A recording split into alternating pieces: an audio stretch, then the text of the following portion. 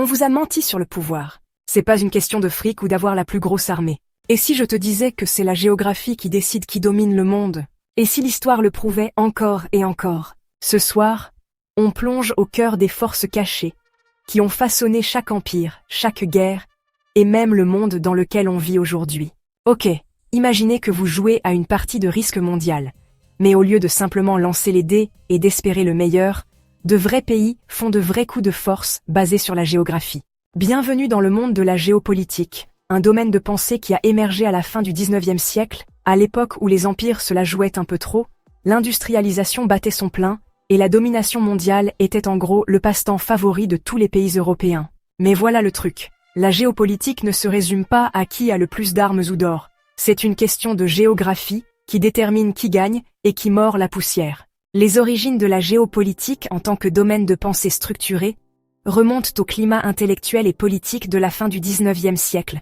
Une époque où les empires étaient en pleine expansion, l'industrialisation s'accélérait et où la dynamique du pouvoir mondial subissait de profondes transformations. Le terme « géopolitique » en lui-même ne sera officiellement inventé qu'au début du XXe siècle, mais ces idées fondamentales étaient déjà en train d'être façonnées par des érudits, des stratèges et des hommes d'État aux prises avec les complexités du contrôle territorial, de la compétition internationale et de l'interaction entre la géographie et le pouvoir politique. En son cœur, la géopolitique examine comment l'espace géographique influence les décisions politiques et l'ascension et la chute des nations.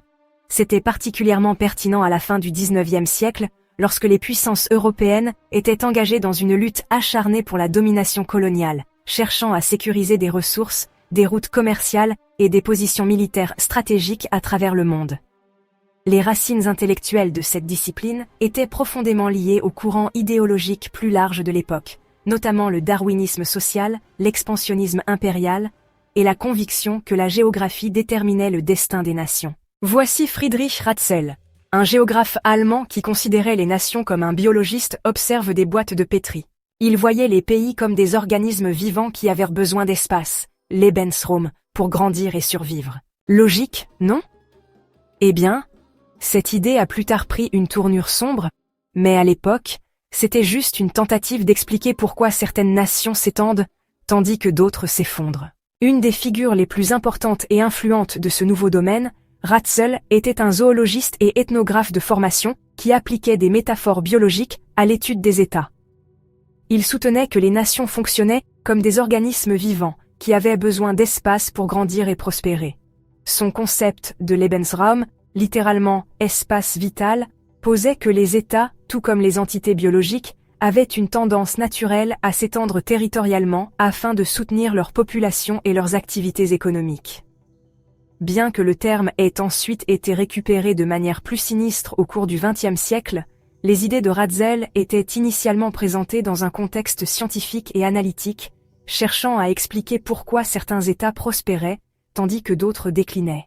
Pendant ce temps, en Grande-Bretagne, Halford Mackinder mijotait sa propre théorie, la théorie du cœur du monde, Heartland, qui disait en gros « qui contrôle l'Eurasie centrale contrôle le monde ». Il voyait cette vaste région enclavée comme la base ultime du pouvoir, à l'abri des invasions navales et parfaitement positionnée pour la domination mondiale. Sa théorie se résumait à ça.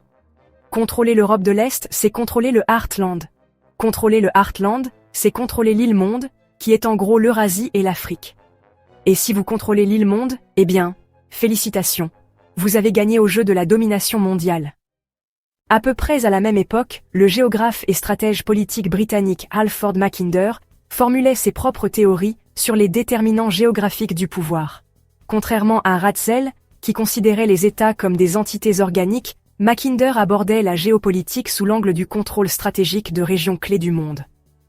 Dans son œuvre majeure, Le pivot géographique de l'histoire, publié en 1904, Mackinder a introduit ce qui allait devenir la théorie du Heartland. Il soutenait que le contrôle de l'Eurasie centrale, qu'il appelait le Heartland, était la clé de la domination mondiale.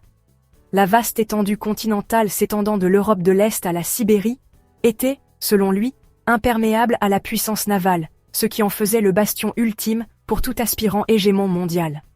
Sa célèbre maxime « Qui contrôle l'Europe de l'Est domine le Heartland, qui contrôle le Heartland domine l'île-monde », qui contrôle l'île monde domine le monde, résumait sa conviction que la géographie dictait la suprématie politique et militaire.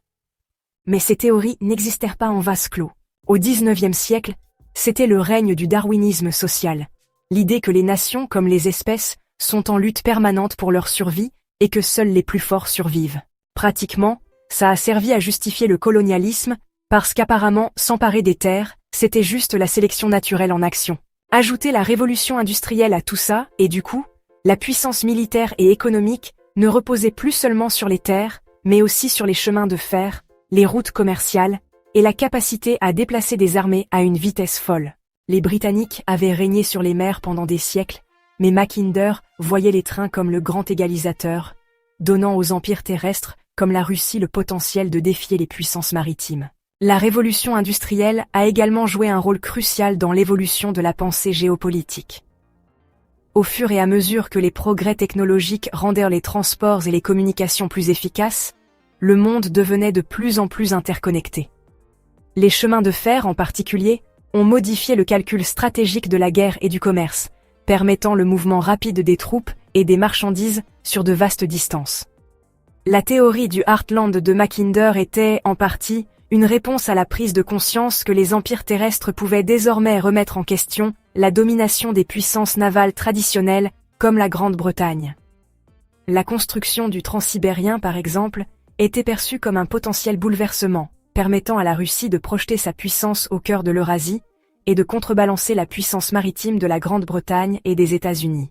Et n'oublions pas le jeu d'équilibre européen de la fin du XIXe siècle. Après l'unification de l'Allemagne en 1871, tout le continent s'est transformé en un échiquier géopolitique, avec des acteurs majeurs comme la Grande-Bretagne, la France et la Russie, qui complotaient constamment pour empêcher une puissance de faire trop pencher la balance. Des leaders comme Otto von Bismarck jouaient aux échecs en 4D, avant que ce soit cool, utilisant la diplomatie pour empêcher l'Europe de sombrer dans le chaos total, au moins pour quelques décennies. Toutes ces idées, l'état organique de Ratzel, le Heartland de Mackinder, l'obsession de l'équilibre des pouvoirs, ont préparé le terrain pour les guerres mondiales, la guerre froide, et même la géopolitique moderne. Le XIXe siècle, c'était pas juste les machines à vapeur et les belles moustaches, c'est l'époque où les règles du pouvoir mondial ont été écrites. Et devinez quoi? On les suit encore aujourd'hui. Je vous laisse en discuter dans les commentaires. Est-ce que la géographie dicte encore qui devient une superpuissance, ou est-ce que la technologie a changé la donne? Vous pouvez nous soutenir en vous abonnant si ce n'est pas déjà fait. Prenez soin de vous, prenez soin de vos proches, et on se retrouve bientôt dans une autre vidéo.